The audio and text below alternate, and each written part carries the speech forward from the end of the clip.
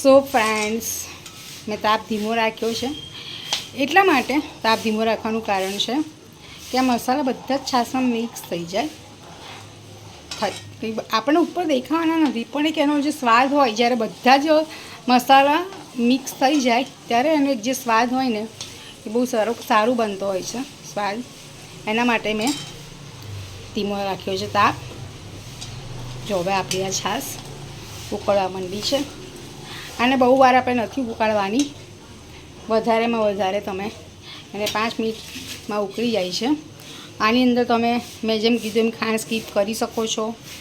અને આ જૈન રેસીપી છે, બાકી જે નોન જૈન હોય એ આની અંદર લસણ આદુની પેસ્ટ, ડેકોરેટ માટે કોથમીર પણ નાખી શકે છે. હું નહીં જ નાખું કશું જ, પણ આ બધું નાખી શકો છો તમે, બરાબર. ખાંડને પણ સ્કીપ કરી શકો છો. તો હવે હું સેલ્ફીમાં ઉતારું છું એટલે થોડુંક મને ટફ પડશે, પણ હું ટ્રાય કરું છું કે આ રીતનો મેં જારો લીધો છે. આ જારામાં જે મેં લોટ બાંધ્યો છે એને હું વણીશ.